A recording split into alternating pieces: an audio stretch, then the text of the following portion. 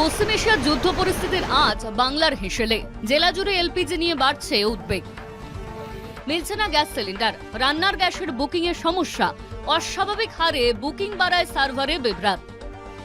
Gas না মেলায় বন্ধের মুখে আসানসোলে হাসপাতালের রান্নাঘর।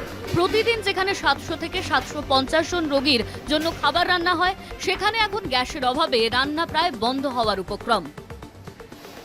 দেখুন, গ্যাসের যা সমস্যা, এইরকমভাবে গ্যাসটা চলতে চাইলে আমাদের রান্না বন্ধ করতে হবে। মেন কথা যে 700 থেকে 750 সিলিন্ডার আমাদের পেশেন্টের রান্না হয়, পরিষেবা না পাওয়া যায় তাহলে অবশ্যই বন্ধ করতে হবে। আমাদের মাসে 30টা থেকে 35টা আমার গ্যাস লাগে। এইভাবে চলতে গেলে কিচেনটা কী চলবে? গ্যাস সংকটের প্রভাব মন্দিরেও। তমলুক বর্গভীমা মন্দির সতীর 51 পীঠের এক পীঠ, প্রতিনিয়ত ভোগ হয়। পুণ্যার্থীদের জন্য ভোগের ব্যবস্থা থাকে। রান্নার গ্যাসের সংকটেই প্রথমবার ভোগের বন্ধের সিদ্ধান্ত তমলুক বর্গভীমা মন্দির কর্তৃপক্ষের। গ্যাস না হলে কোনো অবস্থাতেই আমরা এগিয়ে যেতে পারবো না। মানুষকে ফোন করে জানিয়েছি, সকলের একই অসুবিধার মধ্যে আছে বলে মানুষরাও স্বতঃস্ফূর্তভাবে ব্যাপারটাকে মেনে নিয়েছে, যাতে ভক্তরা না অসুবিধা পড়ে। আমাদের ফেসবুকেও দেওয়া হয়েছে, আমরা মন্দিরে একটা নোটিশ টাঙিয়ে দেবো। আপনারাও আসছেন, আমাদের মাধ্যমে আমরা সমস্ত ভক্তদেরকে জানিয়ে দিচ্ছি যে গ্যাস অ্যাভেলেবেল যতক্ষণ না হচ্ছে ততক্ষণ এই ব্যবস্থাটা চলতে থাকে। পুরুলিয়ার গ্যাস ডিস্ট্রিবিউশন সেন্টারগুলিতে দীর্ঘ লাইন। কেউ 1 সপ্তাহ, কেউ 2 সপ্তাহ আগে বুকিং করেও গ্যাস পাননি। ফলে খালি সিলিন্ডার নিয়ে সেন্টারে ভিড় গ্রাহকদের। ডিলারদের দাবি, আতঙ্কে একসঙ্গে অনেকেই বুকিং করায় পরিস্থিতি আরও জটিল হয়ে উঠছে। 40% মতো বা 50% আমরা গ্যাস পাবো, তার মধ্যে আমাদেরকে গ্যাসটা চালাতে হবে। 25 দিনের আগে আমরা কাউকে গ্যাস দিতে পারবো না, বা 25 দিনে কারোর গ্যাস বুকিংও হবে না। সিস্টেম ওইরকমই একটা চালু হয়েছে। আর কমার্শিয়াল গ্যাস তো টোটালি বন্ধ হয়ে গেছে, যেটা সবথেকে বেশি সমস্যা হয়েছে বড় বড় যত পুরুলিয়া রেস্টুরেন্ট এবং হোটেল আছে। তো যদিও আমি প্রথমে ওটাতে একটু প্যানিক হয়েছিলাম, তারপরে আমি কিছু নিউজ দেখলাম যে ব্যাঙ্গালোর হোটেল বন্ধ হচ্ছে। তো আমাকেও এখানে হোটেলের মালিকরা যারা ফোন করছে তাদেরকে আমি ওইটাই বলছি, কমার্শিয়াল এখন আপাতত টোটাল বন্ধ আছে।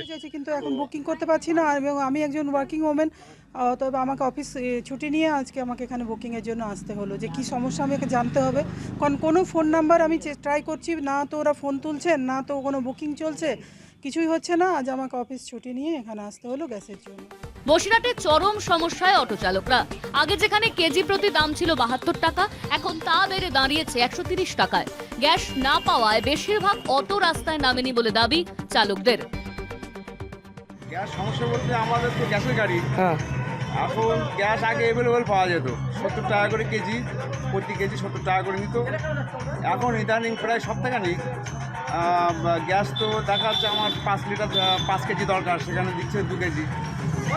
দামও বেড়ে গেছে, দাম নিচ্ছে, আগে নিচ্ছে 70 টাকা করে, এখন নিচ্ছে, তারপর নিল 80 টাকা, তারপরের দিনকে 100 টাকা, এখন আজকে নিল 110 টাকা কেজি পার কেজি। আর এইভাবে তো অসম্ভব হয়ে যাচ্ছে মানে গাড়ি চালানো। এই আবহেই গ্যাসের কালোবাজারির অভিযোগে বনগাঁয় অভিযান পুলিশের। গ্রেপ্তার বিশু শেখ নামে এক ব্যক্তি। তার বাড়ি থেকে উদ্ধার 17টি ফাঁকা ও একটি ভর্তি গ্যাস সিলিন্ডার। সূত্রের খবর, অবৈধভাবে অটোতে গ্যাস ভরার কাজ করতেন তিনি। গ্যাসের এই সংকট কবে কাটবে, সেদিকেই তাকিয়ে রাজ্যের মানুষ। কলকাতা টিভি।